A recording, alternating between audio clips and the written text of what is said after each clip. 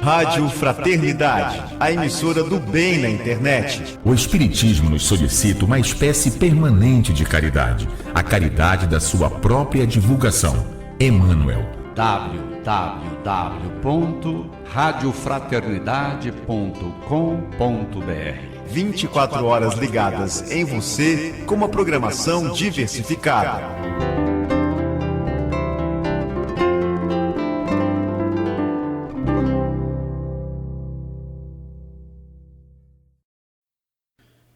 Você acompanha agora o seminário Sexualidade, expositor Simão Pedro de Lima.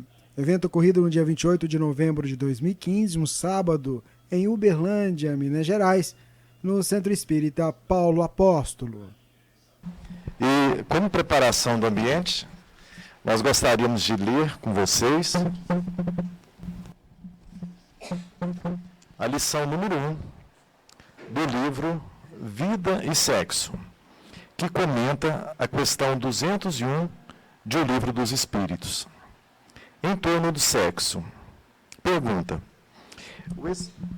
o espírito que animou o corpo de um homem pode animar o de uma mulher numa nova existência e vice-versa? Resposta: sim. Pois são os mesmos os espíritos que animam os homens e as mulheres. Ante os problemas do sexo, é forçoso lembrar que toda criatura traz os seus temas particulares com referência ao assunto. Atendendo à soma das qualidades adquiridas na fieira das próprias reencarnações, o espírito se revela no plano físico pelas tendências que registra nos recessos do ser, tipificando-se na condição de homem ou de mulher, conforme as tarefas que lhe cabe realizar. Além disso, a individualidade, muitas vezes, independentemente dos sinais morfológicos, encerra em si extensa problemática, em se tratando de vinculações e inclinações de caráter múltiplo. Cada pessoa se distingue por determinadas peculiaridades no mundo emotivo. O sexo se define, desse modo, por atributo não apenas respeitável, mas profundamente santo da natureza, exigindo educação e controle. Através dele, dimanam forças criativas, às quais devemos na Terra o Instituto da Reencarnação, o templo do lar, as bênçãos da família, as alegrias revitalizadoras do afeto e o tesouro inapreciável dos estímulos espirituais. Desarrazoado subtrair-lhe as manifestações aos seres humanos, a pretexto de elevação compulsória, de vez que as sugestões da erótica se entranham na estrutura da alma, ao mesmo tempo que seria absurdo deslocá-lo de sua posição venerável, a fim de arremessá-lo ao campo da aventura menos digna, com a desculpa de se lhe garantir a libertação. Sexo é espírito e vida, a serviço da felicidade e da harmonia do universo. Conseguintemente, reclama responsabilidade e discernimento, onde e quando se expresse. Por isso mesmo, nossos irmãos e nossas irmãs precisam e devem saber o que fazem com as energias genésicas, observando como, com quem e para que se utilizam de semelhantes recursos, entendendo-se que todos os compromissos na vida sexual estão igualmente subordinados à lei de causa e efeito. E segundo esse exato princípio, de tudo o que demos a outrem no mundo afetivo, outrem também nos dará. Então, lembrando que é do livro Vida e Sexo, Psicografia do Chico, pelo Espírito Emmanuel.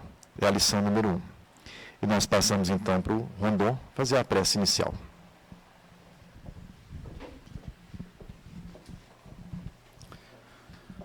Boa noite a todos, que todos sejam bem-vindos e convidando a cada um a ajudar a construir a harmonia de pensamentos, que possamos construir uma boa sintonia para que possamos receber as mensagens da noite de hoje, que os benfeitores amigos que aqui se encontram desde cedo, preparando essa reunião, cuidando para que cada um de nós estivéssemos aqui. Que esses ensinamentos possam ajudar na nossa construção, na nossa educação e no nosso crescimento. Apesar de vivermos um mundo onde as sensações predominam, sabemos que a educação e o equilíbrio deve fazer parte da nossa convivência. Agradecemos a Deus, a Jesus, aos benfeitores amigos, por preparar este ambiente, que possamos hoje ouvir do nosso amigo Simão Pedro tudo aquilo que necessitamos ouvir e tudo aquilo que contribuirá para o nosso crescimento, para o nosso fortalecimento, coragem, ânimo e alegria para os nossos enfrentamentos. Jesus, nosso mestre, nosso modelo, obrigado. Que a tua paz e o teu amor permaneça conosco, agora e sempre. Que assim seja. Na verdade, não se trata de apresentar o Simão, né? E, na verdade, dar as boas-vindas. As boas-vindas a esta casa, da qual ele já participou lá no início da sua caminhada, da sua jornada. E o Simão, que hoje é um desses divulgadores, né? Trabalhador da doutrina, semeador da boa palavra em todo o nosso país, né? E também fora dele. Então, nós agradecemos muito a sua presença, a sua disposição, sabemos da sua agenda e conseguir abrir esse espaço para nós. E para tratar dessa temática tão atual e tão desafiadora, é um tema que poucos companheiros nossos se dispõem a abordar. E todos nós estamos aqui ávidos para receber essas orientações de toda valia para a nossa existência. Seja bem-vindo, Simão.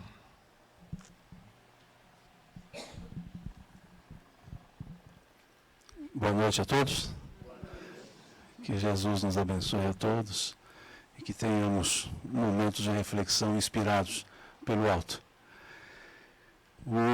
Eu estar aqui no Paulo Apóstolo, para mim, é sempre uma alegria. De fato, o Marco Antônio disse certo, eu participei um tempo dessa casa, isso tem um bom tempo, eu devia ter uns 12 anos de idade, já faz um tempinho que nós participamos aqui. E é sempre bom, né, a gente voltar a rever amigos e conhecer novas pessoas.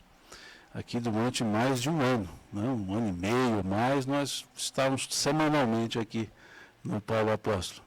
Eu e uma companheira lá de patrocínio, eu e Silma, durante um ano e meio, mais ou menos, participamos aqui desse trabalho, muito bem acolhido pela equipe. E a proposta para conversarmos hoje, eu até perguntei a Eliane se faríamos a palestra e se teríamos algum espaço para perguntas. Ela disse que ficasse à vontade, né? Então, fiquem à vontade, assim que a gente encerrar, eu creio que lá para 11h43, mais ou menos, a gente pode fazer as perguntas, né? Mas nós vamos acelerar isso. E aí fiquem à vontade, se depois quiserem fazer alguma interação, a gente terminando a fala, fiquem à vontade para acrescer o que acharem necessário, para divergir ou para perguntar.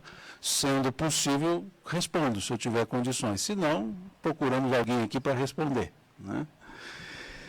E a proposta, eu até diria, se nós deixássemos como está, essa leitura que o Marco Antônio fez aqui do Vida e Sexo, nós podíamos já ir embora com a prece final, porque Emmanuel já explicou tudo isso. Nesse capítulo 1, ele já deu claramente para nós um indicativo, que quando falamos de sexualidade, estamos falando de forças universais. Ele disse isso aqui quando encerrou o primeiro capítulo. A harmonia universal. Por quê? Porque as forças genésicas, elas são energias criativas, são energias criadoras. Tanto são que, quando encarnados, é o meio que nós temos para a procriação. Mas, para chegarmos a esse aspecto, nós precisamos perceber outros elementos, para que não fiquemos no reducionismo de a ideia da sexualidade ficar circunscrita a um órgão físico, a uma estrutura biológica, a uma compleição corporal. Há mais para chegarmos até esse ponto. E o ponto essencial é, primeiro, nós nos percebermos na essência do que somos, os espíritos. É percebermos que nós todos que aqui estamos em uma estrutura que não é nossa no aspecto intrínseco, é nossa no aspecto de ocupação, ou seja, nós estamos ocupando um corpo. Esse corpo tem uma estrutura própria e nós, os habitantes desse corpo, que uma vez encarnados, nos misturamos a ele e as sensações desse corpo se misturam aos nossos sentimentos e os nossos sentimentos somatizam no corpo, nós precisamos entender que, não apartado disso, temos uma energia que é da nossa essência espiritual. A energia sexual, ela é do espírito. Ela não é do corpo. O corpo é o veículo de manifestação quando estamos encarnados, mas ela não é do corpo, embora o estímulo passe pelo corpo. Então é preciso avaliar esse elemento que nós somos, os espíritos, e avaliar em que nível, em que aspecto, que nós espíritos não fomos criados prontos, acabados, que nós, os espíritos, não temos uma ideia de como e quando aconteceu a nossa criação, mas fomos criados. Os próprios Espíritos dizem isso quando perguntados. Quando e como Deus nos fez, só Ele o sabe. É um mistério até para nós, diziam os Espíritos, quando responderam a Kardec sobre a própria natureza espiritual. Então, não, independentemente de quando, de tempo, todos nós fomos criados. E essa criação, quando fomos criados, os espíritos que somos, dizem os benfeitores espirituais, lá no Livro dos Espíritos, que nós fomos criados simples e ignorantes. Isso nós temos na questão 114, 116, 133, sempre repetindo isso, que somos criados simples e ignorantes. Simples no aspecto da nossa natureza, da nossa essência. Uma essência simples, não complexa. É uma natureza advinda do Criador. E ignorantes, em que aspecto? O ignorar, o não saber. Ou seja, nenhum espírito foi criado sabedor. Foi criado potencialmente sabedor, mas não sabendo ainda das coisas. Desde a nossa criação, nós vamos aprendendo, assimilando, num primeiro momento absorvendo, assimilando, aprendendo, retendo e crescendo. E isso em uma forma infinita. A evolução. Quando da nossa origem, os espíritos nos trouxeram essa ideia, quando responderam a Kardec, lá na questão 23 do Livro dos Espíritos, o que é o espírito? Uma pergunta muito genérica até. O que é o espírito? E os espíritos responderam: o princípio inteligente do universo. Povoa o universo, fora, dentro e fora da matéria. Ou seja, o princípio inteligente. Mostrando-nos nessa resposta que havia uma condição de aperfeiçoamento, porque o germe da inteligência já estava. Mas era o princípio inteligente do universo. E os espíritos separaram dois princípios, o princípio espiritual e o princípio material, que depois eles trabalham na questão 27 do mesmo Livro dos Espíritos, dizendo que nós temos um princípio de tudo que é matéria, na forma que entendemos, e um princípio de tudo que é inteligente, também da forma que entendemos. E nesse fluido inteligente, ou desse fluido inteligente, os espíritos, nós fomos criados. Mas na simplicidade, ou seja, simples, porque eu disse simples, aparentemente claro, não complexo. Mas por quê? Porque não éramos, na criação, individualidades. Quando fomos criados, ninguém tinha consciência da sua própria existência. Por isso, a resposta foi, são criados simples. A complexidade surge da individualização da nossa consciência, que é o que está na questão 76 do Livro dos Espíritos. Mas nesse momento de criação, simples, porque nós não tínhamos a consciência da nossa existência. É como se nós não existíssemos, em termos de consciência da existência. Vamos entender isso. Se a semente pensasse racionalmente, ela não teria, depois que a árvore eclodiu, a árvore não conseguiria dizer que um dia tinha sido semente, porque a árvore nunca foi semente. E a semente nunca será uma árvore.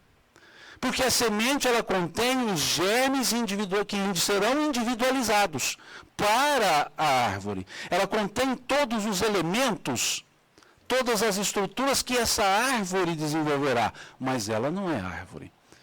Ela é apenas a semente. Nesse momento, ela é simples. Ela está com todas as suas potencialidades, melhor dizendo, a futura árvore terá as suas potências desenvolvidas a partir da condensação delas na própria existência da semente. E uma vez eclodindo a semente, ela desaparece e aquele elemento árvore, na sua história, se ela pudesse dizer, ela nunca diria, eu me lembro quando eu fui semente. Não, ela sempre vai se lembrar, no máximo, quando ela foi uma muda, mas não uma semente. Por quê? Porque são estruturas distintas. Uma é a individualização da outra. E assim é a estrutura espiritual. Enquanto princípio inteligente, nós não podemos dizer que somos nós. Mas o espírito individualizado, ele trouxe toda aquela potencialidade daquele período, daquela fase de existência sem consciência da sua própria existência. E é interessante porque não dá para precisar quando isso aconteceu e como aconteceu, porque os Espíritos explicam claramente isso na questão 607 do Livro dos Espíritos. Quando dizem que a individualização do princípio inteligente, cuja essência estamos longe de compreender, se deu em épocas e mundos muito mais inferiores a este que nós vivemos. Se deu em outras etapas. Então, eles mesmos não explicaram esse processo. Apenas disseram que a individualização acontece. E essa condição é importante, porque durante esse período de existência sem consciência, nós estagiamos. Nós absorvemos elementos que, quando depois conscientes, nós os teremos na forma de fulcros, na forma de estímulos. Por exemplo, a atração que o princípio inteligente absorve durante o estágio no reino mineral. O princípio natural, químico da atração. E aí alguém, depois de individualizado, diz assim, há uma química entre nós. Não está mentindo, não. Porque há um elemento, sim, que lá no reino mineral, estagiando como princípio inteligente, nós retemos a atração. No reino vegetal, nós retemos a sensibilidade.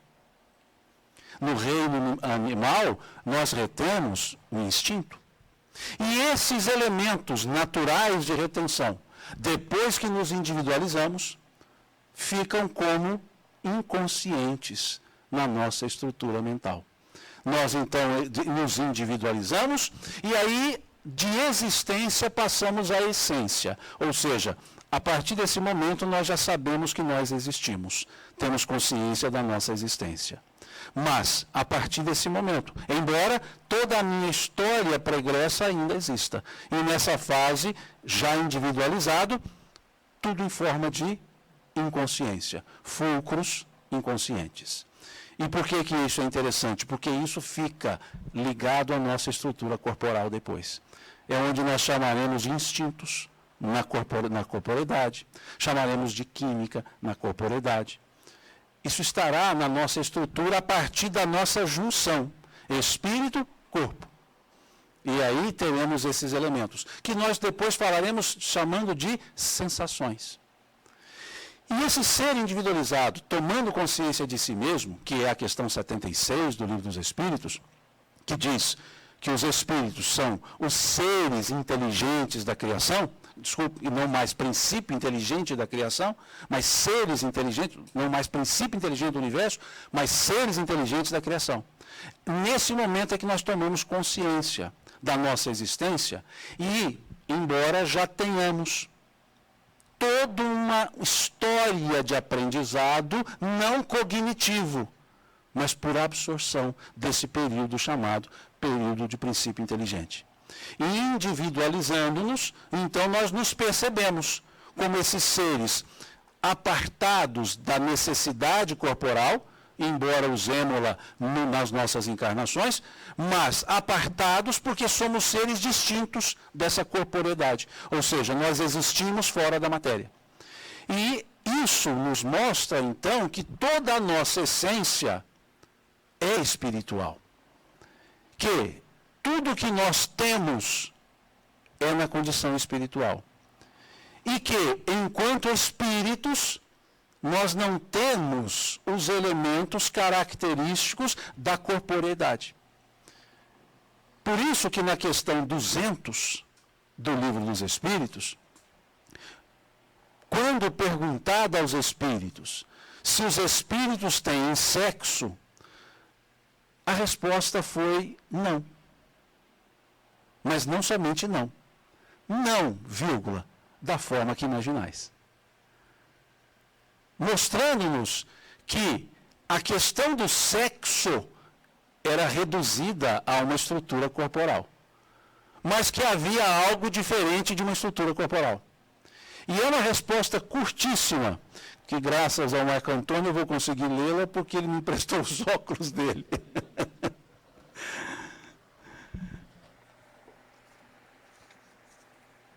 Vejam, os espíritos... Não, só... Os espíritos têm sexo? Não como imaginais.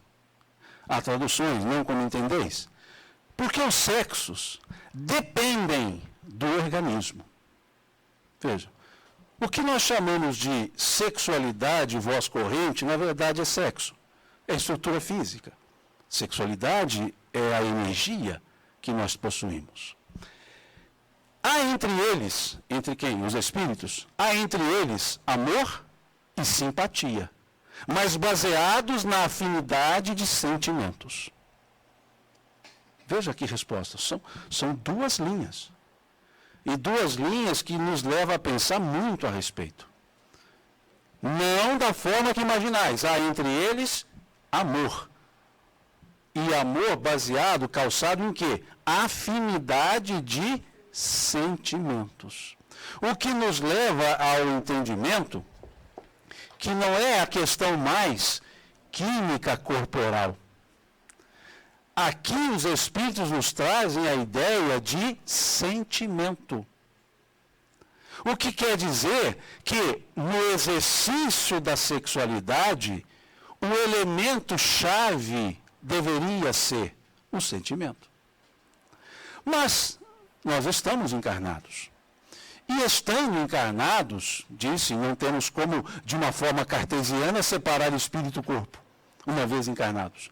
Porque se associam, se interdependem. E não dá como separar. E do corpo, no corpo, nós trazemos, ou exercitamos, ou temos, ou sentimos as sensações. E essas sensações materializadas, elas trazem a atração do reino mineral, trazem a sensibilidade do vegetal, trazem o instinto de preservação, o instinto de conservação, a perpetuação na ideia material da espécie. E isso se misturam, esses elementos se misturam a um que é da essência espiritual, o sentimento. E quando se misturam, nós então temos essa confusão entre sexualidade e exercício sexual. Ou seja, a energia que todos trazemos, criadora em essência, criativa em essência, misturada às sensações biológicas, aos instintos perpetuativos. E isso faz, então, o elemento que vai, os elementos que vão caracterizar o exercício sexual. E quando prepondera os instintos perpetuativos, a sensibilidade e a atração, nós temos um exercício da potência da energia sexual trabalhados pura e simplesmente para atender à sensação dos desejos e não às necessidades da própria existência. Por isso gera a confusão. Porque é fácil explicar se eu pudesse separar o espírito do corpo quando estão encarnados. Aliás, quando o espírito está encarnado. Quando estão juntos. Mas não há como separar. Nós colocamos no nosso corpo efeitos do nosso sentimento, nós criamos situações somatizadas, e há situações do corpo que acabam afetando a estrutura do espírito. Há situações corporais, hormonais, que afetam o humor. E o humor não é do corpo, o humor é do espírito. As mulheres sabem bem o que é a afetação de humor num processo de tensão pré-menstrual. E isso é de uma estrutura hormonal. E hormônios são do corpo, mas afetam a estrutura do espírito. Para nos mostrar o quão ligados somos e não temos condições de separar uma coisa da outra, enquanto encarnados. Conceitualmente eu separo. Ou, na realidade, de desencarnado. Mas, uma vez encarnados, nós não temos como separar esses dois elementos. O espírito influencia na estrutura corporal, a estrutura corporal. Os elementos corporais influenciam no espírito. E aí, no campo da sexualidade, a energia da harmonia universal dita por Emmanuel se mistura às sensações perpetuativas do próprio corpo. E passamos ao exercício da sexualidade, ou do exercício sexual. Então, esses são os elementos. E uma vez estando encarnados, nós só estamos porque é parte ou é necessário para o nosso processo evolutivo. Estar encarnado é para a nossa evolução. Estar encarnado é para o nosso crescimento, nosso aprimoramento, nosso aprendizado, que é o que nos falam os Espíritos lá na questão 132 do Livro dos Espíritos, dizendo-nos que a nossa encarnação tem como finalidade o nosso progresso, o nosso aprendizado. O que também quer dizer que as situações encarnadas, ou as situações vivenciadas na encarnação, são todas elas para o nosso aprendizado. E, nessas situações, o exercício da sexualidade. É o elemento condicionante para a encarnação. Até o momento, não sei dizer se continuará assim, mas até o momento o único meio que propicia o nascimento de um ser humano, a encarnação de um espírito, é pelas vias reprodutoras masculina e feminina. Sem essa estrutura gametogênica, nós não teremos fecundação. E não tendo fecundação, nós não teremos corpos. E não tendo corpos, nós não temos como chegar aqui. Então, há um elemento fundamental nesse processo.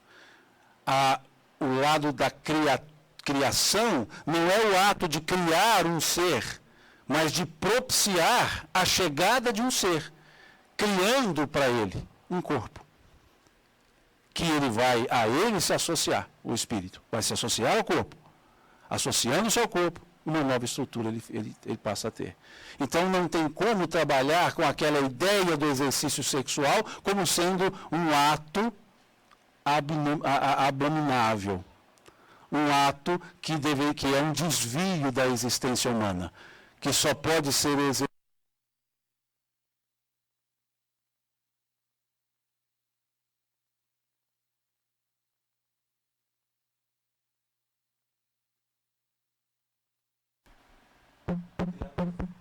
ou procriadora. Essa é a estrutura que nós temos, em termos de conceitos. Mas a sexualidade, por isso, ela faz parte de um conceito que eu diria antropopsicossocial. Por que isso? Por que antropopsicossocial? Porque ele é cultural. Há uma cultura focando essa ideia da sexualidade como algo do corpo. É psíquico. Por quê? Porque temos isso introjetado em nós. E a sociedade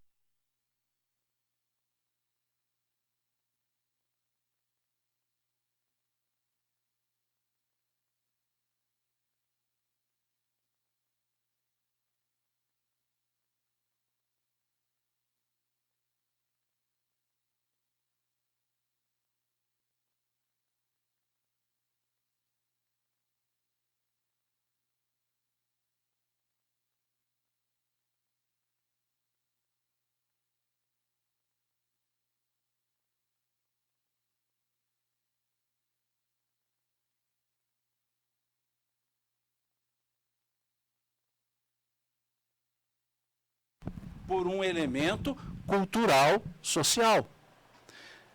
Nós dizemos também psíquico porque há uma diferença na percepção de um homem da percepção de uma mulher. Não são seres distintos no aspecto espiritual, mas enquanto estrutura corporal, homem, mulher, tem formas diferentes de se manifestar enquanto espíritos. E é antropológico porque nós já arraigamos esses processos na nossa forma até mesmo educacional, em que determinadas condutas, posturas cabem ao homem, determinadas à mulher. Mas há um outro elemento que não é antropopsicossocial, é natural, em que confere à mulher uma característica ou uma função e ao homem outra função, que é justamente na reprodução, em que o aspecto de gestação cabe à mulher e ao homem a pequena contribuição a esse processo, apenas o gameta. Mas toda a outra estrutura é feita pela mulher. O que já denota que, naquela ideia, afetação corpo ao espírito, a estrutura da gravidez afeta a condição espiritual. Afeta a estrutura espiritual também. E na via contrária, somente um psiquismo preparado, ou seja, espiritual, preparado para habitar o corpo feminino, poderá lidar bem com a gestação. Porque essa é característica exclusiva da função corporal mulher, não da função corporal homem. Então vejam que, em termos de sexo, há necessidade dessa diferença, de termos homem, mulher, de termos masculino, feminino.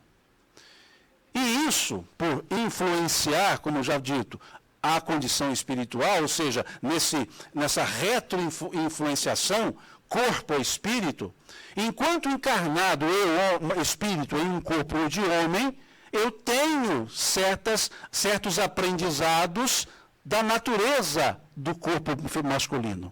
Enquanto eu, espírito, encarnado em corpo feminino, eu tenho influência de determinadas naturezas características do feminino. E somando isso, que é natural, aos elementos antropopsicossociais, eu passo a ter um aprendizado por ser homem e passo a ter um aprendizado por ser mulher. Ou por estar num corpo de homem, por estar num corpo de mulher. Eu digo ser porque, uma vez encarnados, não temos como dissociar corpo, espírito. Psiquismo, corpo, sim. Mas a estrutura, dizer isso aqui é espírito, dentro do corpo, eu vou tirar aqui e sobra o corpo, não tem como eu fazer isso. Está intrínseco. Então pensemos, qual então o motivo de estarmos num corpo masculino e num corpo feminino? Naquela fase de princípio inteligente, nós, espíritos, na energia sexual, podemos dizer que somos, ou éramos, assexuados. O que é assexuado? Desprovido de elementos sexuais, de potência masculina, feminina, enquanto energia sexual. Nesse processo, encarnados, ora homem, ora mulher, nós passamos a nos qualificar, ou classificar, ou caracterizar, melhor dizendo, como sexuados. Aí eu posso dizer encarnado, sexo masculino, encarnado, sexo feminino. Desencarnado, potência dominante masculina, potência dominante feminina. Por quê? Porque ora eu encarno num corpo masculino, utilizando-me de um corpo masculino. Ora eu me encarno utilizando-me de um corpo feminino. Mas não é de uma forma ora sim, ora não. Eu posso ter sequências várias, seguidas, sucessivas, encarnando em corpo masculino. Eu posso ter sequências várias, sucessivas, encarnando-me em corpos femininos. E, em função desse aprendizado característico da natureza corporal e dos elementos psicossociais, eu retenho certos aprendizados que ficam em latência, ou melhor, ficam potencialmente mais fortes. E aqueles outros, menos exercidos, ficam em latência. Então, se diversas vezes eu me encarno em corpo masculino, é natural que eu tenha seja um espírito cuja energia que eu exalo seja mais masculina. E é natural que, encarnando-me sucessivamente em corpo feminino, eu absorva mais esse aprendizado e tenha uma energia caracteristicamente feminina. Não quer dizer que é um espírito masculino nem espírito feminino. Quer dizer que a energia que está em potência, é a energia que está evidente, exalada, percebida, é feminina, é masculina. E o que são essas energias feminina, masculina? Basta observarmos em nós encarnados a peremptoriedade em um, a assertividade em um, a força em um, a sensibilidade em outro, a intuição em outro, a resistência em outro. Isso são, ou essas são, potências. Feminina ou masculina, ou no caso, masculina e feminina. Ou seja, a característica masculina, a potência, é essa racionalidade, peremptoriedade, essa assertividade, essa inflexibilidade.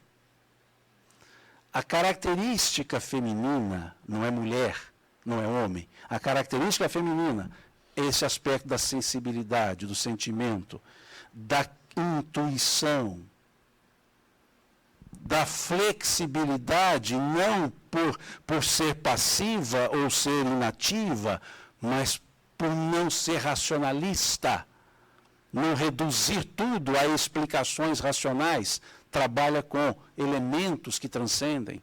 Então essa é a natureza feminina. E que os corpos auxiliam para essas manifestações. Se observarmos na nossa estrutura social, nós perceberemos que a participação feminina é diferente a participação mulher, é diferente da participação homem. Pensemos, nós homens, podemos nos dizer que somos fortes. A compleição física já demonstra isso, e a própria força. Mas não significa que, ao assim dizer, a mulher seja fraca. Quer dizer que, num outro elemento, a mulher é resistente. Enquanto no homem prepondera a força, na mulher prepondera a resistência. É fácil perceber isso. Homem doente, as mulheres, as esposas, já viram? Um homem doente que saia da cama, já viram? Uma mulher doente que vá para a cama, porque ela tem o que fazer. Homem com febre, 37,1. Mulher estado febril, 39. Porque há resistência. E uma resistência sem a qual ela não seria mãe progenitora. Homem grávido. População da Terra, 200 mil habitantes. Não vai mais. O primeiro que contar para o segundo já não quer ser. E aí vai. Falta a resistência. Perceberam? Elementos diferentes. E que são necessários ao espírito lidar com essas situações. Características veja, eu disse antropopsicossociais. A forma de percepção do homem, a forma de percepção da mulher. O homem é de percepção concentrada. A mulher é de percepção difusa. O que é percepção difusa? Holovisão. Percebe várias coisas simultaneamente e as individualiza. Homem percebe várias coisas ao mesmo tempo e as concentra para ser uma só. Por exemplo, num ambiente fechado, como aqui, várias pessoas, se nós pedirmos para que um homem descreva esse ambiente, ele vai dizer o seguinte: muita gente. No máximo, todo mundo, ou a maioria, sentados. Máximo. A mulher, para descrever o mesmo ambiente, ela vai dizer muita gente. Mais mulheres do que homem. Inclusive algumas muito belas, outras mais belas ainda, mas uma que está com a roupa um pouquinho diferente. E aí vai, detalhando. Diferença. Ela percebe o mundo pela diferença. O homem não. O homem, ele é monoativo. A mulher é pluriativa. Ou seja, o homem só faz uma coisa ao mesmo tempo.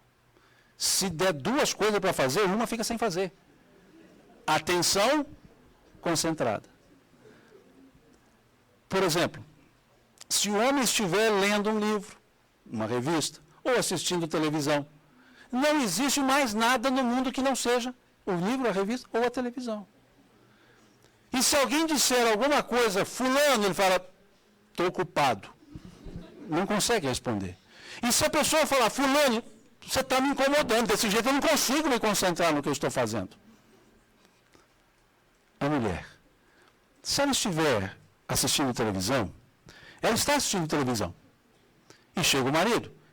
Boa noite, sua comida está lá. Menino, você machuca aí, menino. E está vendo tudo. Ah, sua mãe ligou agora há pouco. Veja. Ah, tem um recado aqui para você. E está assistindo televisão e te conta a cena. Homens conversando, 4 homens, o assunto só pode ser um. Porque se forem 2, eles se perdem. Nós nos perdemos. Não, pera um pouquinho, deixa eu terminar isso aqui, porque você fala, eu me confundo.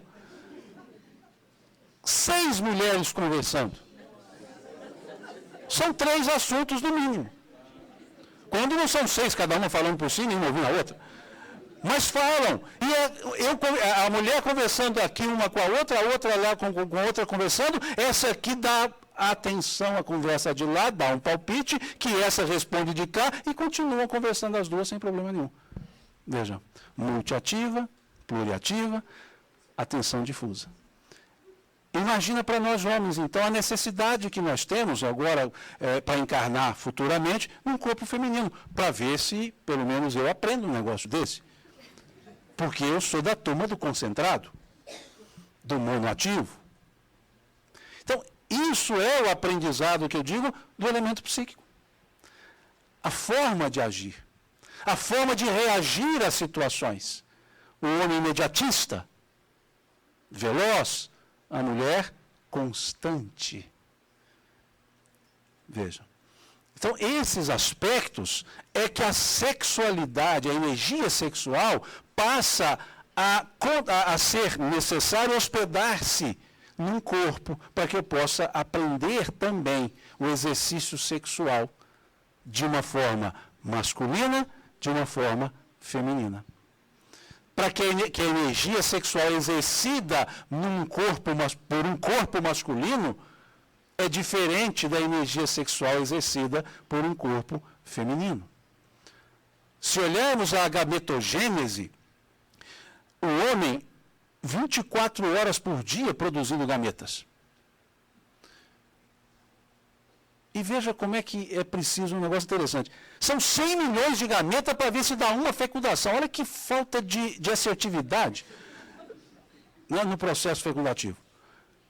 A mulher, no processo fecundativo, há um ciclo de mais ou menos 28 dias. O homem não, todas as horas, todos os minutos, produzindo. Veja a lógica. Então isso também é diferente. Por quê? Nessas condições, se não houver um elemento psíquico educado, da mesma forma vai ser o exercício sexual. Ou seja, todos os dias tem que ter exercício sexual. Por quê? Porque não para de produzir gameta. A mulher, de tempos em tempos. Se fosse para seguir essa lógica de respeito ao corpo. Mas nós precisamos, então, nos educar, e aí vamos exercendo a partir do elemento chamado sentimento. Aí é quando espiritualizamos a energia sexual. Mas há situações que o desvario chega a tal nível que nós materializamos a energia espiritual da sexualidade e desencarnamos com essa materialização dessas sensações. O que faz com que no campo espiritual haja também desvios da sexualidade. Desvios no sentido de exercícios, puro e simples pelo exercício, sem nenhum vínculo de sentimento. É isso que Emmanuel está colocando aqui no Vida e Sexo. Esse capítulo 1, ele chama atenção para isso. Para que nós passemos a observar a energia sexual como algo da nossa natureza espiritual.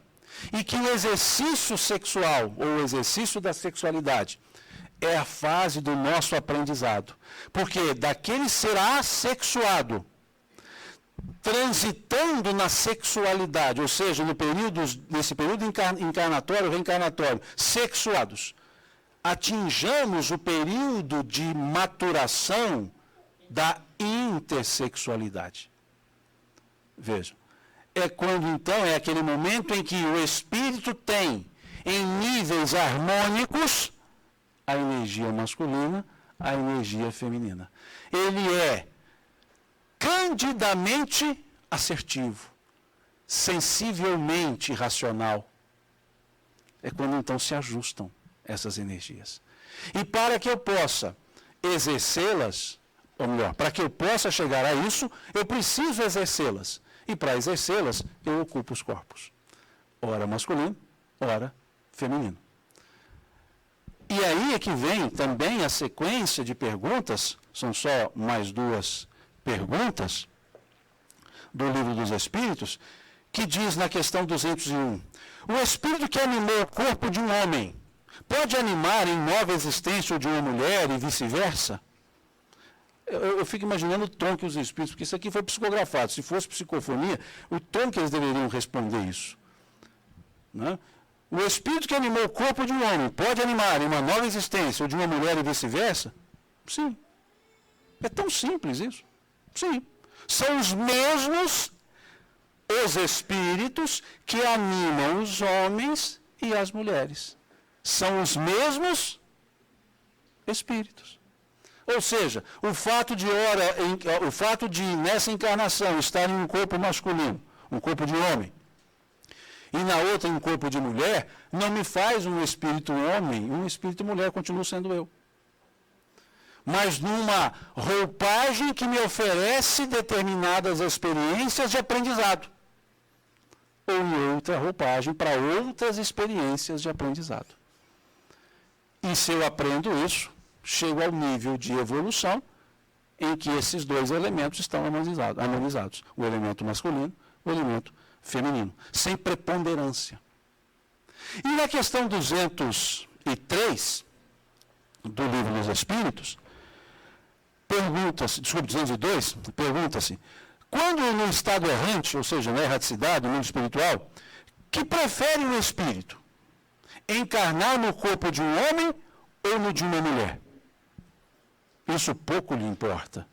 Vai depender das provas por que há de passar. E esses elementos das provas por que há de passar são os elementos sociais, que se confere na sociedade determinadas prerrogativas a homem e a mulher, determinadas cobranças a homem e a mulher, posturas a homem e a mulher, aí já são os elementos sociais. Ou seja, eu vou exercer as provas no meio social, por isso temos a lei de sociedade. E essa sociedade, numa forma coletiva, influencia na maneira de se comportar de cada pessoa. E esse campo, então, dependendo do nível de provas, vou para esse exercício. É também o elemento psíquico, porque se eu sou aquele ser peremptório, aquele ser nada sensível, eu preciso habitar uma estrutura de corpo de mulher, para que eu possa, somando aqueles elementos corporais ou hormonais que interferem aos elementos sociais de comportamento, aprender isso. Aprender essa condição.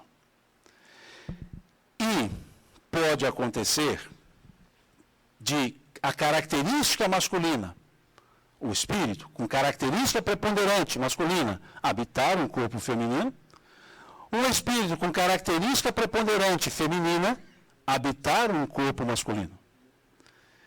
E nessa forma, nós teremos o homem com elementos sensíveis, intuitivos, flexíveis, e teremos a mulher peremptória, assertiva. E o que os dois precisam aprender? O oposto. Então é o campo de prova.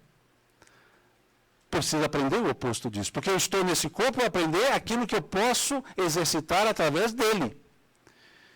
Estou em outro corpo para aprender aquilo que eu posso exercitar através dele. Em terminada essa encarnação, eu vou verificar o quanto eu retive desse aprendizado no exercício ou na habitação de um corpo masculino, de um corpo homem ou de um corpo mulher. Então, essa é a lógica da sexualidade. E o que é o nível de comprometimento na sexualidade? É quando eu deixo preponderar essa natureza, ou melhor, essa característica material da sensação e reduzo, ou se vê reduzida, a questão do sentimento. É quando, então, o corpo decide como exercer a sexualidade. E aí caminha-se para atender aos estímulos e não aos sentimentos. E aí entra já no campo, não mais da sexualidade em si, mas da índole associada ao exercício da sexualidade. E aí que nascem os desvios comportamentais. Que Emmanuel diz na introdução do livro Vida e Sexo, ele diz, não ao impulso livre, sim à responsabilidade.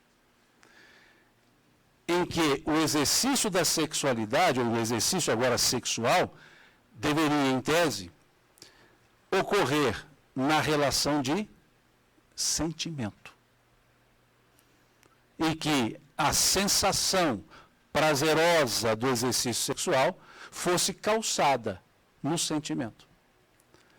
E não apenas como estímulo ou atendimento a estímulos das sensações corporais, dentre elas a perpetuação. E aí, homens reducionistas no pensamento, porque há os não reducionistas no pensamento, justificam o comportamento sexual quantitativo, dizendo, é da natureza masculina. É uma necessidade biológica. A necessidade biológica é qualitativa, não é quantitativa. E a natureza feminina entende bem esse aspecto da qualidade e não da quantidade. E o homem observa mais o elemento da quantidade. E isso vai gerando, então, posturas. Por quê? Na relação, vai gerando comprometimentos. Porque na postura, na relação sexual, eu não tenho somente uma troca de energias orgânicas, eu não tenho somente uma gametogênese, eu tenho troca de energias espirituais. É como se eu deixasse elementos energéticos meus naquela outra pessoa. Como não? Deixo. Pensemos. Dentro da ideia,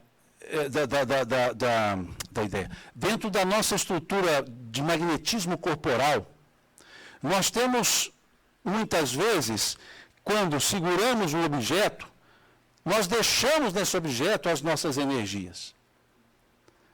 E por um fenômeno psicométrico, chega uma pessoa aqui e fala, o Simão esteve aqui.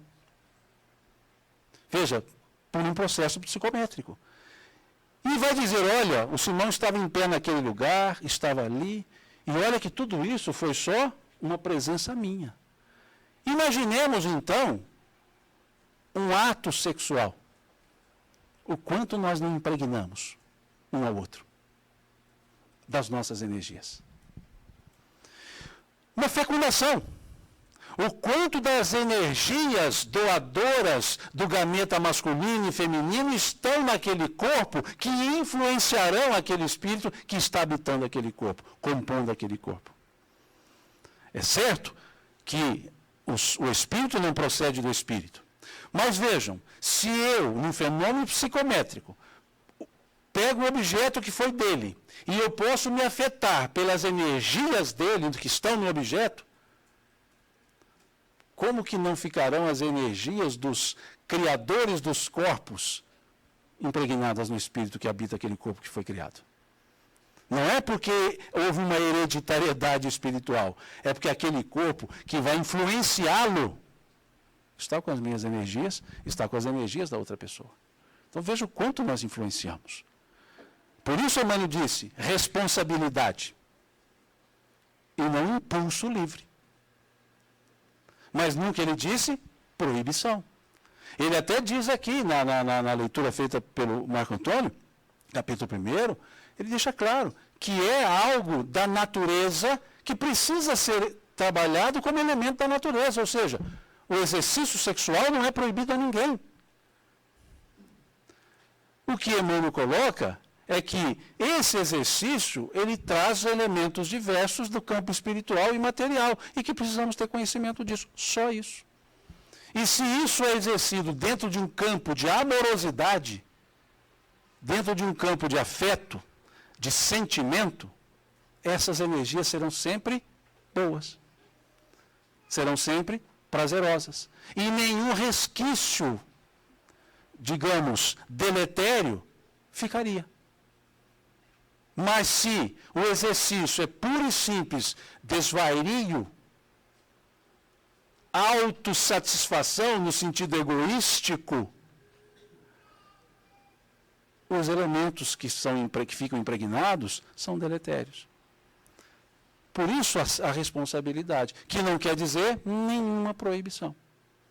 Ivan de Albuquerque, espírito, através da psicografia de Raul Teixeira, lá no livro Cântico da Juventude, conversando com os jovens, ou falando aos jovens, ele escreve lá no capítulo O Jovem e a Sexualidade. Então ele diz assim, quando e como o jovem exercerá a sua sexualidade, é assunto pertinente aos dois, mas devem os dois estarem preparados para as consequências psicológicas e fisiológicas que poderão ocorrer. Consequência fisiológica, a gravidez. Psicológica, a sensação de sentimento ou simplesmente de um exercício de impulso. O exercício de impulso, vazio existencial. Então ele deixa claro, não é uma questão de certo, errado. É uma questão de responsabilidade e consciência do que é esse ato. E nada mais do que isso. Essa energia criadora, que enquanto encarnados, está na estrutura do sexo, mas é uma energia que independe dessa estrutura do sexo. E que ao exercer, ou ao se ter o encontro sexual, a relação sexual, essa energia, esse sentimento, ela coroa todo esse processo do relacionamento. Mas se for somente sensação, desvirtua o próprio processo e gera os compromissos deletérios. O exercício desvairado, o exercício pelo egoísmo, o vício do exercício sexual, isso vai ficando no campo mental. E passa a ser comprometimentos para os exercícios encarnatórios seguintes. Que essa pessoa, o que ela talvez mais queira, é não ter condição de exercer, para que não corra o risco de novamente desvirtuar. Mas tem o campo de prova justamente a condição favorável de exercício, para que possa aprender a domar instintos e educar instintos para exercer sentimentos. E aí, essa questão, ou seja, esse tipo de comportamento, é que gera os desvios da sexualidade. E aí, vejam, não interessa se hétero ou se homossexual. Porque voltemos à questão 200 do Livro dos Espíritos. O que há entre eles é amor, baseado na afinidade de sentimentos. O sentimento, a amorosidade é de espírito para espírito, o que independe da conformação biológica. Agora, essa conformação biológica como aprendizado, mas o fato de eu estar num corpo diverso da potência mais, ou da potência fixada, ou seja, potência masculina e corpo feminino, eu posso aprender toda essa sensibilidade dentro do corpo feminino. Mas a questão da amorosidade, ela não fica vinculada. Porque a questão é de afinidade. E o que eu acho interessante é que essa questão ela está sendo trabalhada, discutida hoje. Hoje que eu digo atualmente. E os Espíritos trouxeram isso no meio do século XIX. Dizendo, há entre eles amor, baseado em laços de afinidade. Agora, o exercício dessa sexualidade na homossexualidade, não é em função de hétero ou homo, é em função da condição do espírito. Se é um espírito viciado, o exercício será viciado. Se é um espírito comedido, o exercício será comedido. Mas não tem como se trabalhar com a amorosidade obrigatoriamente por elementos biológicos, por estrutura corporal. Por isso, no capítulo 21 desse mesmo livro, Emmanuel nos dá uma aula sobre a homossexualidade, com maestria, com perfeição. Não no sentido de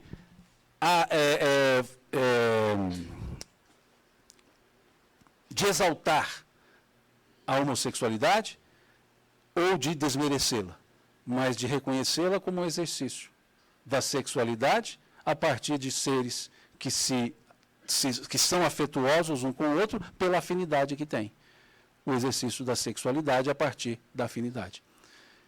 Não se faz nenhuma apoteose de A ou de B, ou seja, de hétero ou de homo, mas dizendo que são elementos existentes e que não tem certo, errado, senão a forma do exercício. Se hétero ou homo, de má índole, o exercício será sempre danoso. De boa índole, o exercício será sempre de crescimento, de aprendizado. E aí muda-se o conceito. Não é mais condenação, não é mais discriminação, não é mais reprovação, convivência. Entendendo que o que se está sendo trabalhado é o afeto. E o afeto independe de estrutura material. Apenas fazendo um parêntese para isso, para entender o que é o afeto independentemente de estrutura material, de estrutura corporal. Só para a gente perceber, saindo do campo dos desconhecidos e entrando para o campo dos conhecidos. E dentro do campo dos conhecidos, os campos consanguíneos, ou seja, a minha família, as nossas famílias. Eu posso dizer que amo o meu irmão e amo a minha irmã. E para mim independe se o corpo é masculino ou feminino, porque é uma afinidade de sentimentos.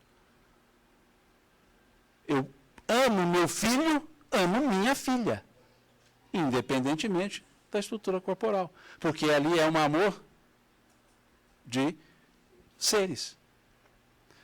Então, a fachada corporal, eu digo conhecido, porque quando vai para o desconhecido, nós colocamos o elemento corporal como sendo algo que determine quem pode ser amado, quem não pode ser amado.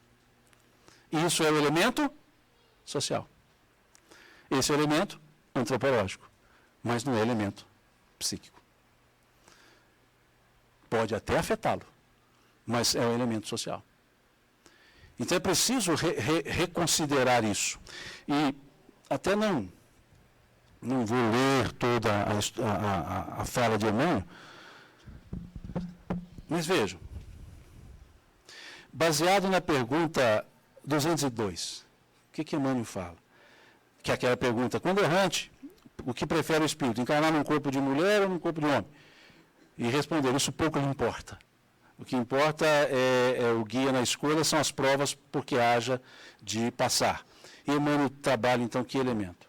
A homossexualidade, também por alguns chamada transexualidade, em alguns ciclos de ciência, definindo-se no conjunto de suas características por tendência da criatura para a comunhão afetiva com uma outra criatura, em momento nenhum se fala em comunhão sexual, comunhão afetiva com outra criatura do mesmo sexo, não encontra explicação fundamental nos estudos psicológicos que tratam do assunto em bases materialistas, mas é perfeitamente compreensível à luz da reencarnação.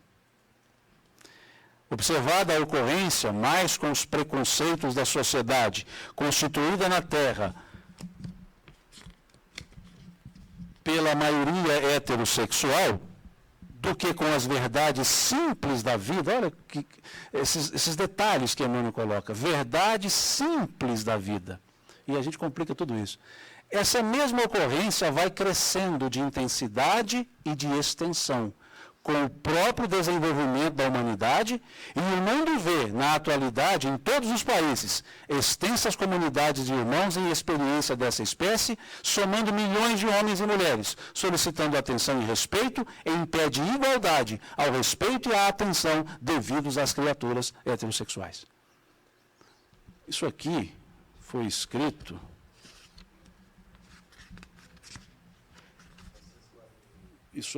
escrito o copyright de 1970.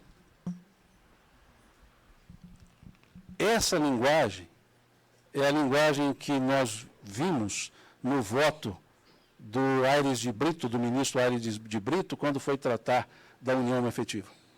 Essa lógica que ele usou. E Emmanuel usou isso nos anos 70. Em 1970.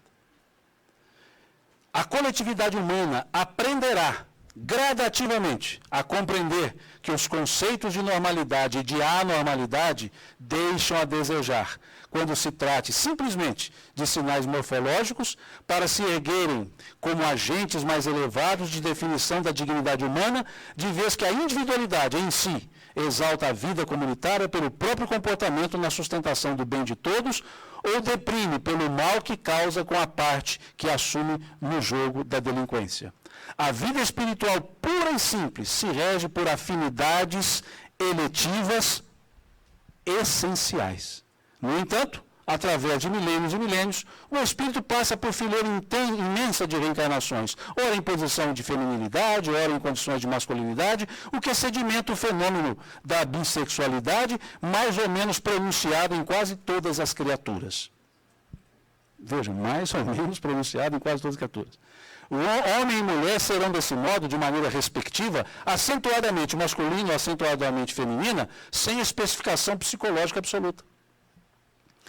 A face disso, a individualidade em trânsito da experiência feminina para a masculina ou vice-versa, ao envergar o casulo físico, demonstrará fatalmente os traços da feminilidade em que terá estagiado por muitos séculos, em que pese ao corpo de formação masculina, que o segregue, verificando-se análogo processo em referência à mulher nas mesmas circunstâncias em corpos masculinos. Obviamente compreensível em vista do exposto que o espírito no renascimento entre os homens pode tomar um corpo feminino ou masculino, não apenas atendendo-se ao imperativo de encargos particulares em determinado setor de ação, como também no que concerne às obrigações regenerativas. É o que nós colocamos. O que eu precisar aprender depende. Eu preciso estar em um corpo se aquele corpo for me oferecer as condições de aprendizado. O homem que abusou das faculdades genésicas, arruinando a existência de outras pessoas, com a destruição de uniões construtivas e lares diversos, em muitos casos é induzido a buscar nova posição no renascimento físico, em corpo morfologicamente feminino, aprendendo em regime de prisão, a reajustar os próprios sentimentos. E a mulher que agiu de igual modo é impulsionada à reencarnação em corpo morfologicamente masculino, com idênticos fins. Ou seja, fica do outro lado para você ver como é que é. E ainda, em muitos outros casos, espíritos cultos e sensíveis, aspirando a realizar tarefas específicas na elevação de agrupamentos humanos e, consequentemente, na elevação de si próprios, rogam aos instrutores da vida maior, que os assistem, a própria internação no campo físico, a investimenta carnal oposta à estrutura psicológica, pela qual transitoriamente se definem. Escolhem, com isso, viver temporariamente ocultos na armadura carnal, com que se garantem contra arrastamentos irreversíveis no mundo efetivo, de maneira a preservarem sem maiores dificuldades nos objetivos que abraçam. Observadas as tendências homossexuais dos companheiros reencarnados nessa faixa de prova ou de experiência, é forçoso lhes dar o amparo educativo adequado, tanto quanto se administra a instrução à maioria heterossexual. E para que isso se verifique em linhas de justiça e compreensão, caminha o mundo de hoje, para mais alto entendimento dos problemas do amor e do sexo. Porquanto, à frente da vida eterna, os erros e acertos dos irmãos de qualquer procedência nos domínios do sexo e do amor são analisados pelo mesmo elevado gabarito de justiça e misericórdia da providência divina. Isso porque todos os assuntos nessa área da evolução e da vida se especificam na intimidade da consciência de cada um. Veja que aula que Emmanuel nos dá. Muitos espíritos, quando perguntam, eu falo, lê lá, pega o Vida e Sexo, só um capítulo já dá. E mostra bem claramente isso. Sexualidade são caminhos, são veículos que eu posso desenvolver a minha aprendizagem. Não é a sexualidade que determina a minha índole. A minha índole determinará a forma de exercício sexual. Só isso. Tão simples. Que Emmanuel trabalha num livrinho de 100 páginas, mais ou menos. Livrinho porque ele é pequenininho, mas demanda grande quantidade de estudos. Com isso, nós percebemos que naquela ideia de tornar os dois uma só carne, lá do Gênesis bíblico, do Velho Testamento, tem o simbolismo de, uma vez, homem, mulher, exercendo as suas características e aprendendo, chega-se um momento em que isso é de só menos importância, porque o espírito independe disso, porque já aprendeu com os dois elementos. Então, isso aqui está lá naquela ideia do Gênesis. Deixará o homem e a mulher seu pai e sua mãe, unir-se-ão, e formarão os dois uma só carne. É a ideia do processo sublimado, supremado, já estabilizado. É a lógica da nossa existência. E essa estrutura homem e mulher é aprendizado. Pura e simplesmente aprendizado. Como nós vemos na letra daquela música Luzes da Luz, que o Gladstone coloca isso como elemento de aprendizado dentro dos contrários da própria vida, da própria existência. Quando ele dizia lá, luz não luz, calor frio, ato e nação, né? Agora há homem e a mulher, presença, ausência, mostrando que são elementos de aprendizado. E o processo final do aprendizado, que ele coloca na letra da música, né? Queremos voltar a ti, ó Pai. As luzes querem, anseiam a mãe luz. Luzes perdidas, serenai. Eis o roteiro. Segue Jesus. É o nosso afã. Né? Aliás, é o que está na música, né? O afã. Né? Esse elemento da bipolaridade que ele diz lá é apenas o aprendizado. O nosso afã qual é? Sustentar a vibração divina. E um dos elementos da vibração divina é a energia sexual, que cabe-nos sustentá-la no exercício enquanto encarnados. Espero que não tenha confundido muito. Deixo essa sugestão. Leiam o livro Vida e Sexo, muito bem trabalhado, Sexo e Destino, também muito bem trabalhado. Forças Sexuais da Alma, muito bem trabalhado. São livros bons para a gente lidar com o assunto. E aprender a lidar com maturidade, com respeitabilidade, com amorosidade, com afetuosidade e nada de preconceitos ou ideias pré-formadas, que na verdade, quando existentes, são prejudiciais e não elevam ninguém. Pois o amor, dizia o apóstolo Paulo na sua carta aos Coríntios, o amor, ele não se ensoberbece, não se ufana, não arde em ciúmes. O amor tudo entende, o amor tudo compreende, o amor tudo crê. Faltando os dons, todos eles, e permanecendo o amor, nada que se teve ficaria perdido, dizia o apóstolo Paulo. Esse é o amor-sentimento, esse é o amor divino, esse é o amor que deveremos exercitar nas nossas relações espirituais, mesmo que nas estruturas humanas. Se alguém quiser fazer algum acréscimo, alguma observação, fique à vontade. Nós temos tranquilamente 30 segundos para isso. Se não, eu agradeço a todos vocês pela boa vontade, pela acolhida, pela presença. Que Deus os abençoe, que Deus lhes pague por essa paciência em me ouvir. Você tinha...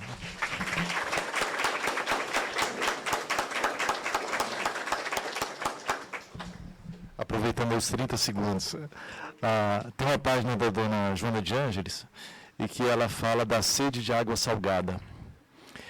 Essa questão do exercício da espiritualidade mais no quantitativo que no qualitativo, né? Então, as pessoas que vão em busca da satisfação e saem insatisfeitas e vão buscar cada vez mais.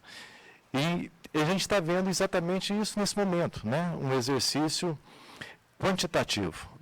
E já, né, no Livro dos Espíritos fala da questão do mundo de regeneração, onde a palavra amor estará estampada em todas as frontes. Queria que você explorasse um pouquinho para nós esse momento de exacerbo da sensação, como que isso pode nos levar realmente a esse amor?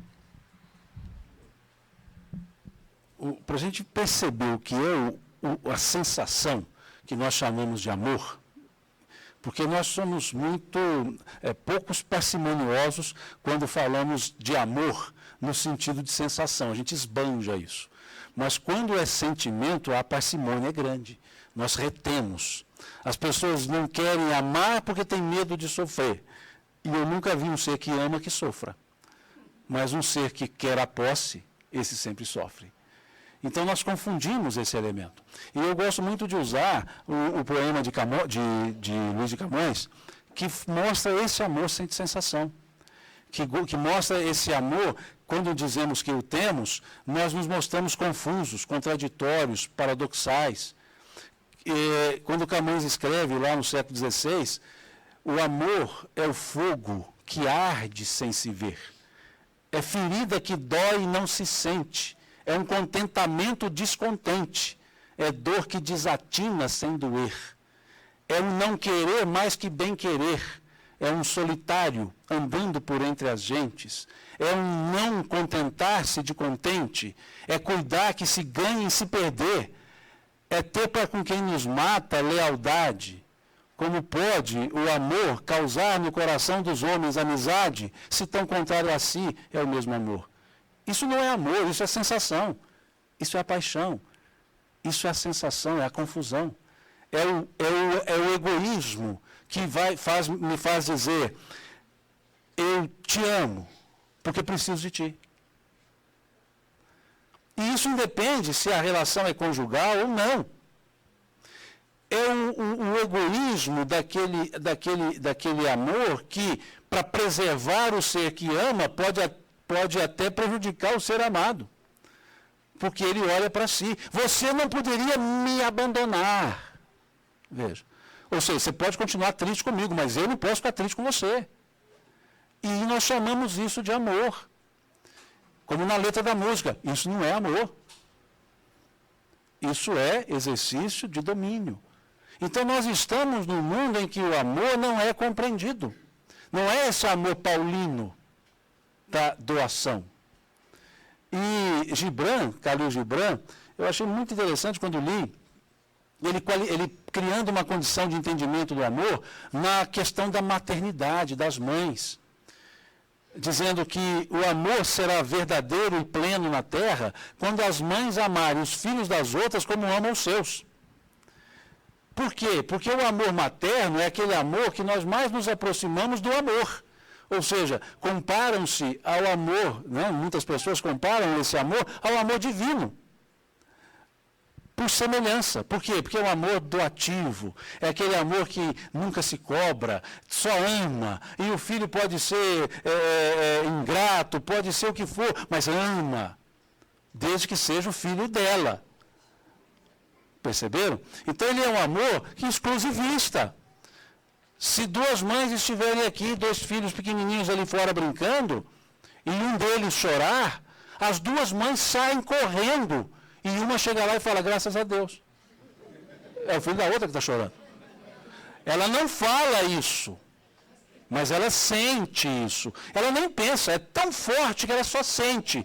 E sente ajudando a outra mãe. Nossa, eu vou te ajudar. Mas ela ajuda aliviada. Porque é amor egoísta.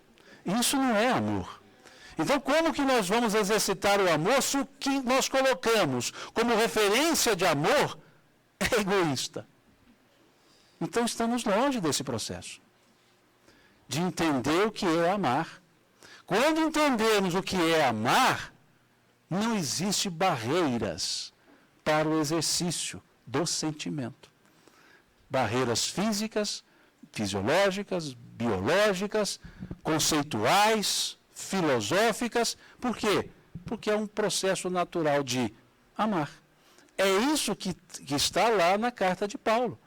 Essa caracterização do amor dito por Paulo, ou trazida por Paulo, o apóstolo, é justamente o sentimento.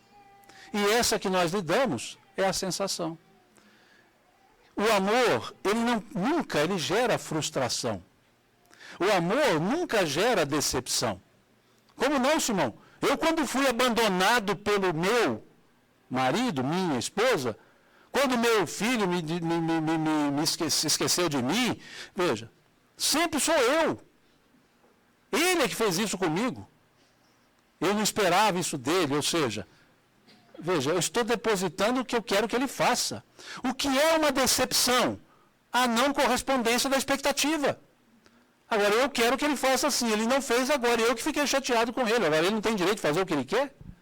Então, eu me frustro, eu me decepciono, eu me coloco triste, porque ele não fez o que eu queria que ele fizesse. Isso não é amor. O Cristo demonstrou esse amor. O Cristo lidou com pessoas que ele mesmo escolheu e pessoas que cometeram atos que comprometeram a própria vida material, física do Cristo. Em momento nenhum ele disse aos discípulos, me decepcionei com vocês. Em momento nenhum. Ele entra ovacionado lá em Jerusalém, tapetes e etc. no chão, e alguns dias depois aquela mesma turma que estava dizendo Hosana e rei, estava dizendo crucifique-o. E ele foi içado à cruz. E olhou para aquele povo e disse o quê? Pai, perdoa, eles não sabem o que fazem. Qualquer um de nós diria o quê? Bando de ingrato.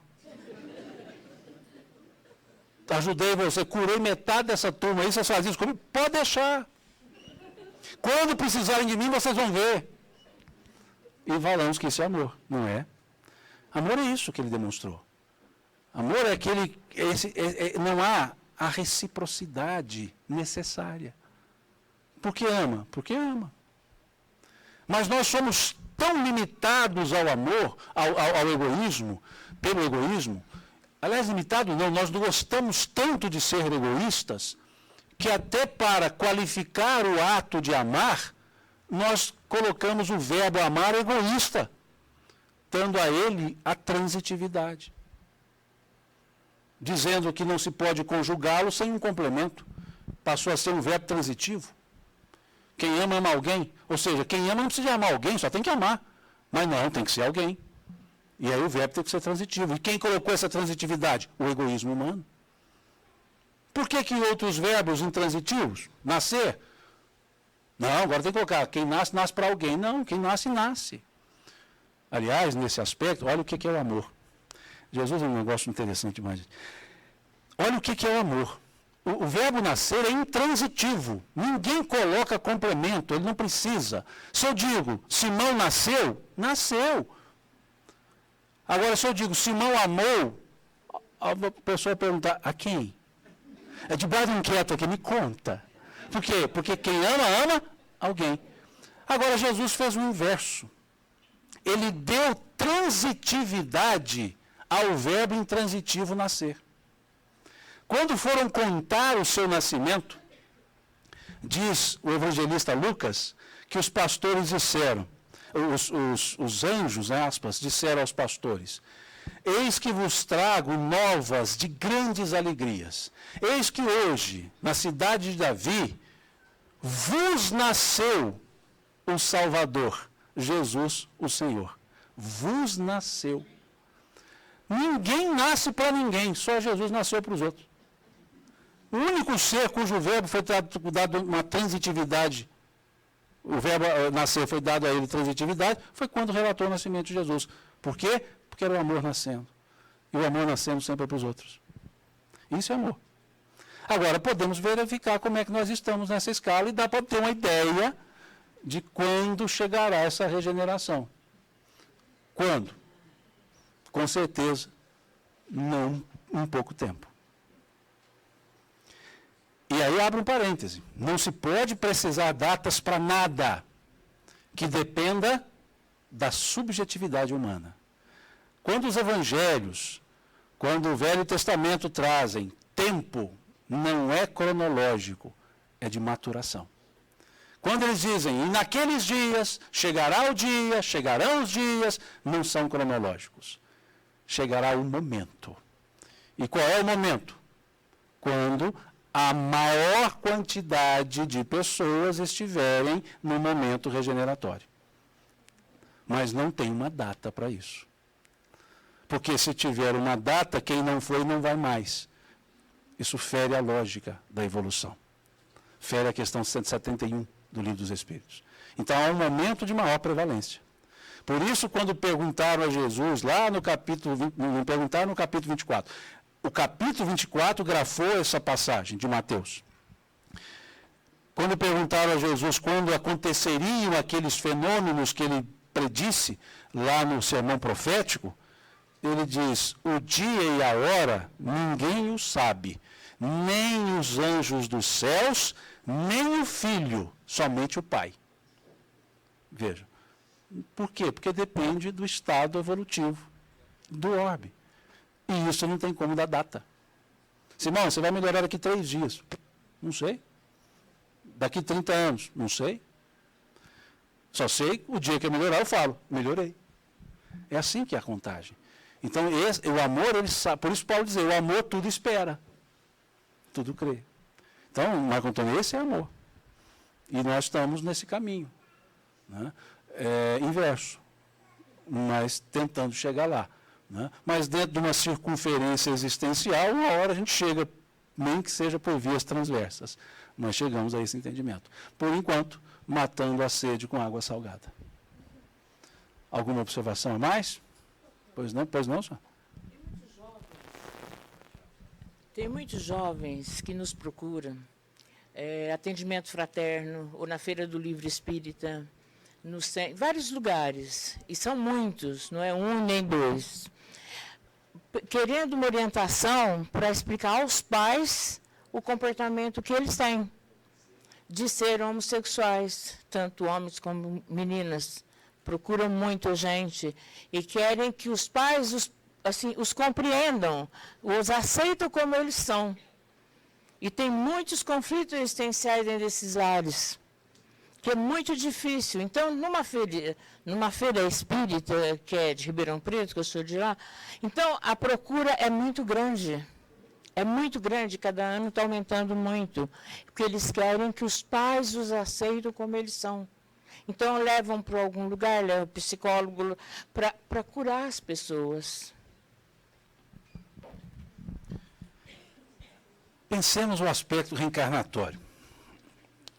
Capítulo 5 do Evangelho segundo o Espiritismo. O espírito frequentemente renasce no meio em que já viveu, para restabelecer os relacionamentos com as pessoas com as quais desligaram. Vejam, nós estamos na família certa, no momento certo, aguardando as posturas e condutas certas. Quando esse filho foi encarnar, esses pais foram chamados no mundo espiritual. Foi conversado, foi explicado. Eles sabiam da prova, eles sabiam das condições e aceitaram-nas. Uma vez encarnados, voltando ao egoísmo, chamado travestido de amor, criam uma condição de não aceitação. E aí confundem o amar incondicionalmente e o amar dentro dos meus princípios. Ou seja, se você não segue os meus princípios, não tem como eu amá-lo. E aí tenta transferir para outro aquela responsabilidade que é do pai e da mãe. Porque eles se colocaram como companheiros de jornada. Eles se colocaram como os educadores. Eles se colocaram como os portos seguros para essas crianças, para esses seres, para esses espíritos. E aqui chegam, se transformam em estranhos. Então, essa questão é uma questão ainda do egoísmo, que está na característica social. O que vão falar. E alguns travestem isso, não no que vão falar. Eu não quero que você sofra, porque a discriminação é muito grande.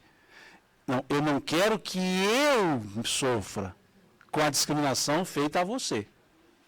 Egoísmo.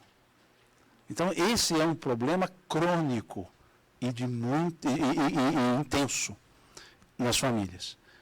Não é de aceitação, é de compreensão. Porque eu posso até aceitar sem compreender. Agora, sempre que eu compreender, terá aceitação. O que falta é compreensão. A compreensão disso que nós conversamos, que nós comentamos. E porque há um elemento antropológico associando indevidamente homossexualidade com desvio sexual. Homossexualidade com promiscuidade. Associando isso. Isso é indevido, mas isso é antropológico. Veja, uma condição que no passado era proibida, que hoje, em alguns países, crime, e nada mais é do que o afeto. Ah, não, mas e o exercício desvairado? Volto a dizer, isso não é homem, não é hétero. Isso é da índole. Ou num corpo masculino ou feminino, isso é índole. Agora, a respeitabilidade também é índole. Com o exercício da homossexualidade, com o exercício da heterossexualidade. Falta aos pais, de fato, amarem seus filhos. Falta aos pais colocarem a incondicionalidade do amor. Falta aos pais deixarem de lado o egoísmo e essa vaidade. E aprender que ali estão seres que foram escolhidos para estarem com eles. E seres cuja a encarnação foi aceita por eles. E precisa apenas lidar com isso. E é interessante também, veja que aqui Emmanuel colocou, em 1970, cada vez mais, em maior quantidade e intensidade, esses espíritos chegando. E interessante também, se você observa a faixa etária de jovens, os jovens têm muito mais aceitabilidade do que os mais velhos, que ainda estão imersos nessa cultura, nessa cultura social, né, de associação de homossexualidade a desvios. Desvios são sempre de comportamentos, nunca de orientação sexual, nunca de gênero. Simplesmente comportamento. E comportamento é índole, não é orientação sexual, não é gênero. Então, isso é que os pais precisamos entender. E não só no aspecto nesse sentido, mas em quaisquer outros que nós queremos transferir aos filhos as nossas próprias frustrações. Isso tem que ser também repensado para os pais. Por isso, ser pai e ser mãe é diferente de ser progenitor e progenitora. Progenitor e progenitora é simplesmente a consequência da fecundação. Mas pai e mãe é todo um complexo educacional que eles precisam passar primeiro para depois levar aos filhos. É uma questão de preparo. Preparo emocional, preparo psicológico, preparo social, preparo comportamental. E até aqueles que compreendem, muitas vezes se traem, dizendo, apesar de serem homossexuais, eu amo. Veja, apesar, se traem. Não há ainda esse elemento forte, gracioso, do respeito à pessoa. Somos seres espirituais, encarnados, e que exercemos o amor, o afeto, que é calçado, como dizem os espíritos, na afinidade. E isso basta. Eu gostei quando Emmanuel colocou, é uma questão simples. A questão é simples, nós é que complicamos essas coisas. Pois não, doutor Marlene?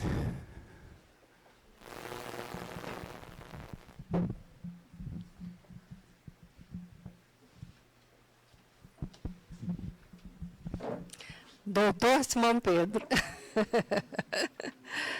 esclarecendo aqui aos amigos, rapidamente, essa afetividade de doutora e doutor é simplesmente porque ele fez o curso de Direito e eu também.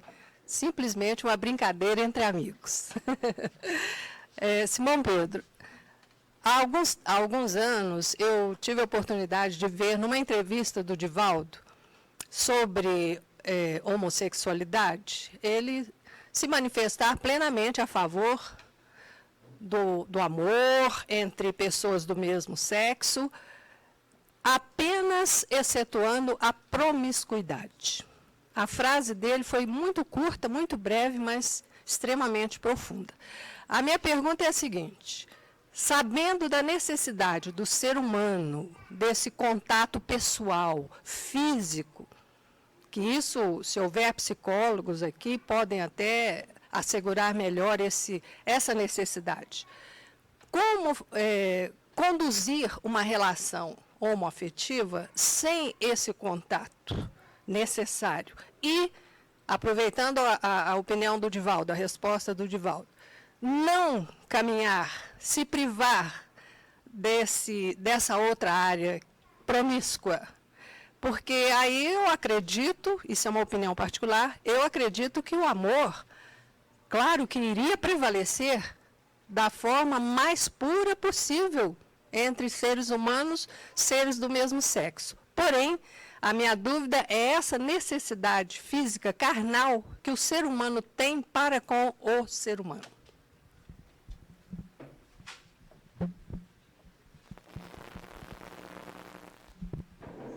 Vejam que eu disse, não temos como, de forma cartesiana, separar corpo e espírito uma vez encarnados. As sensações advindas do sentimento são construtivas. Então, não se em momento nenhum, quando falamos em relação homoafetiva, está se privando do exercício sexual. Em momento nenhum.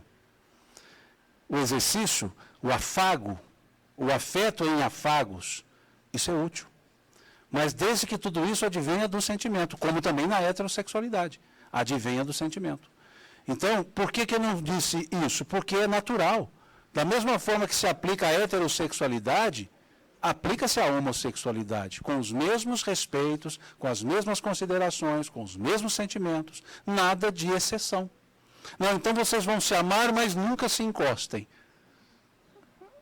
Esse elemento do afago, isso vai existir.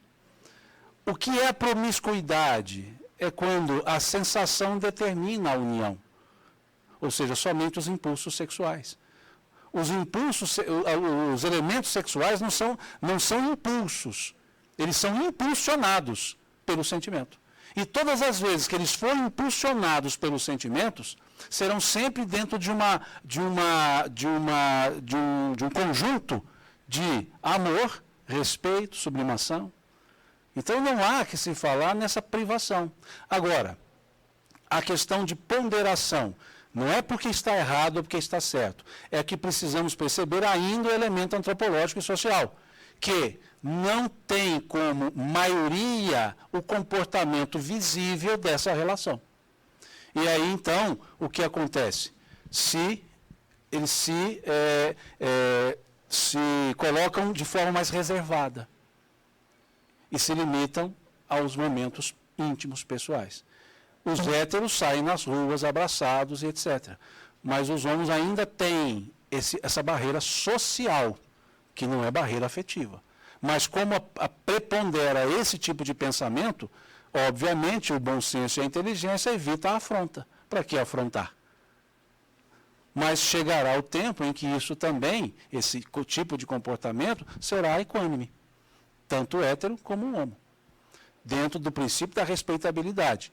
A promiscuidade hétero ou homo, da mesma forma. Não há promiscuidade homo que seja mais deletéria que promiscuidade heterossexual. Não. A promiscuidade independe da orientação. E isso é tão reprovável em quaisquer das orientações.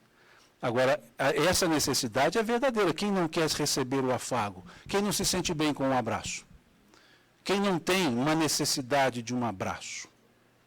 Quando o amor ele pode ser demonstrado em afagos, o amor demonstrado em afagos, ele é benévolo. O afago se torna estímulo. O afago se torna proteção. O afago se transforma em segurança. Mas, por uma questão social, as demonstrações públicas acabam sendo reservadas. E o que denota o grau de amadurecimento das pessoas que ainda percebem o grau de distanciamento da realidade dessa maioria das pessoas e evitam a afronta, o que mostra a respeitabilidade.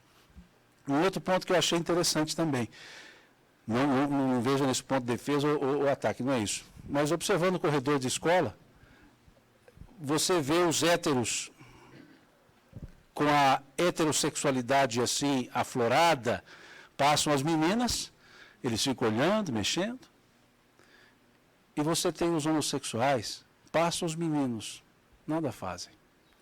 Pleno respeito. É diferente. Nós temos a promiscuidade muito mais acentuada na heterossexualidade do que na homossexualidade. Muito mais. E não é porque tem mais hétero e menos, não. Proporcionalmente, inclusive. Porque um dos elementos fortes é o amor. E eles, por esses entraves sociais, só podem exercer o quê? O amor. Então fica muito mais vivo, muito mais forte. E normalmente o amor, o afeto, leva ao exercício sexual.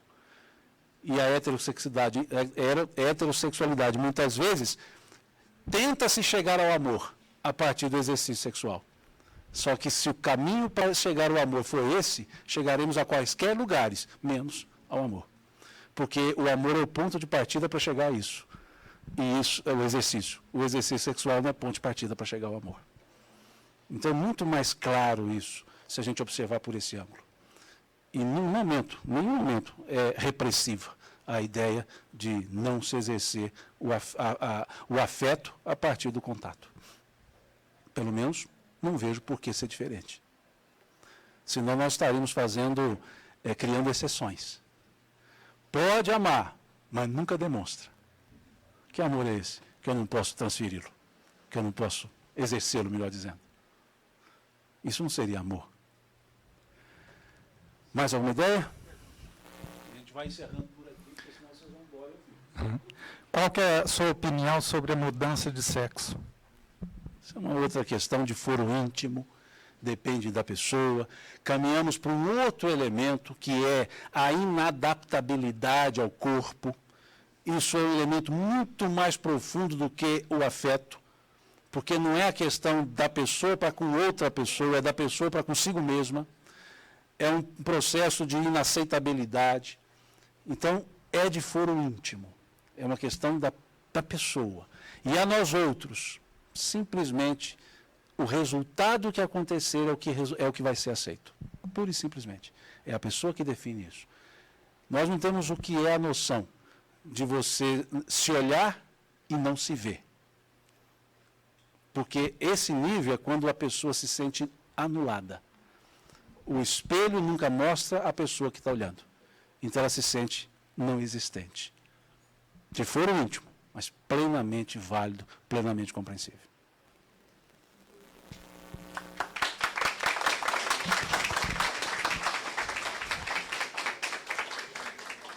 Boa noite para todos. Nós estamos muito felizes porque a casa está cheia e hoje é sábado, noite. Vocês poderiam estar em qualquer lugar, né? Assistindo novela, descansando, passeando, mas não, estão aqui. Que pena que não tenho mais jovens aqui, pré-adolescentes, adolescentes, mas estamos nós e nós podemos orientá-los. Então, não tenham medo, receio, e oriente os jovens que estiverem perto de vocês, dentro das suas casas, onde for, na sua família, amigos, é muito importante. E a gente gostaria muito de agradecer ao Simão pela presença, pela palestra que nos transmitiu muitos conhecimentos importantíssimos. Nós sabemos que esse assunto, ele é difícil, é complexo, mas ele é muito atual também. E nós temos que ir em busca de podermos estudar mais esse assunto. E o Simão já falou aí pelo menos 3 livros que poderiam ser o começo, para a gente poder aprender um pouco mais e poder ensinar também um pouco mais.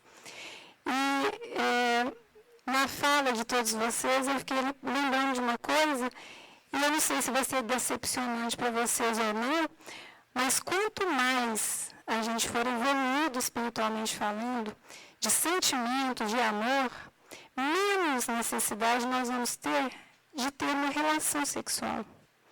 Então, esse sentimento exercido plenamente na correta acepção da palavra e que Jesus quis mostrar para a gente, nós vamos ficar tão plenos, a nossa alma vai ficar tão grandiosa e tão cheia de plenitude, que simplesmente a gente não precisa ter esse apego, esse toque. Isso não vai ser necessário. Então, isso é muito bom. Então, nós vamos chegar lá, se Deus quiser. Então, vamos à nossa prece. Então, com os nossos corações acerenados, vamos pensar em Deus, pensar em Jesus, a espiritualidade maior que está aqui. Vamos agradecê-los por tudo que temos, pela possibilidade do Simão estar aqui hoje, nos presenteando com essa palestra. Vamos agradecer por esse planeta, pelos nossos corpos. Agradecer por tudo, Senhor, que temos. E pedir a Deus, a Jesus, a espiritualidade maior, a cada anjo de guarda que está aqui conosco, que nos ajude, nos proteja, nos dê força e coragem para podermos prosseguir na nossa caminhada. E que a gente possa cada vez mais sair da simplicidade, da ignorância, que nós possamos usar o nosso livre-arbítrio a favor de nós mesmos e a favor do nosso próximo mais próximo.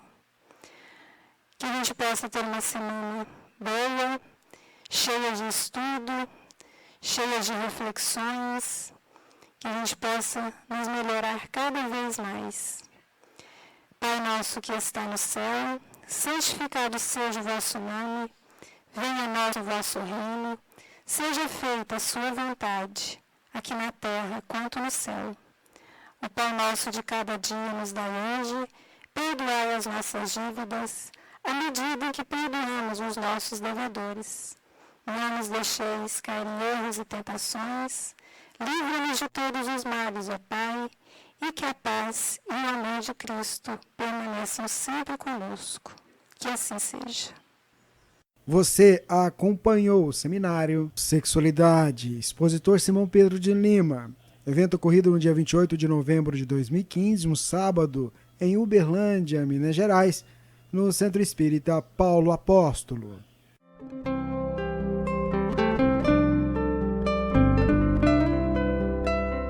Rádio Fraternidade, a emissora do bem na internet. O Espiritismo nos solicita uma espécie permanente de caridade, a caridade da sua própria divulgação. Emmanuel. www.radiofraternidade.com.br 24 horas ligadas em você com uma programação diversificada.